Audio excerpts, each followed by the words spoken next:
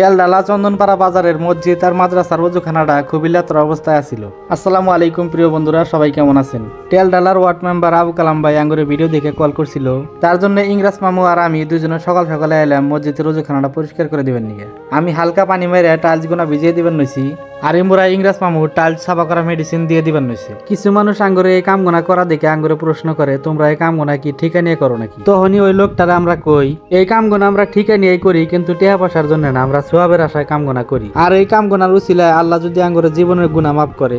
ওযুখানার দুইটা ট্যাপ নষ্ট হয়ে আছিল, পুরান ট্যাপটা ভাঙ্গিয়া মানে ভিতরে পুরা জাম হয়ে আছিল। আবু কালাম ভাই ট্যাপ দুইটা কিনে আনা দিল, আর ইংরাজ মামু ট্যাপটা ঠিক করে লাগিয়ে দেওয়ার সময় পানি দিয়ে পুরা শরীরটা ভিজা গেছে। ওযুখানাটা সাফা করার 90% কাম শেষই হয়েছে, আর অল্প কাম বাকি ছিল, ওইটা দুজনে দইরা শেষ করলাম। মসজিদের সামনে অল্প লেত্রা পেত্রা হয়ে ছিল, ঝাড়ু মেরে পরিষ্কার করে দেওয়া হলো। আর এখন ওযুখানাটা সাফা করার কাম কমপ্লিট হওয়ার পরে ফাইনাল লুকটা দেখেন কত সুন্দর লাগছে। আঙ্গুরে ভিডিও কোনা যদি ভালো লাগে একটা লাইক করে পেজটা ফলো করে দিন। আল্লাহ হাফেজ।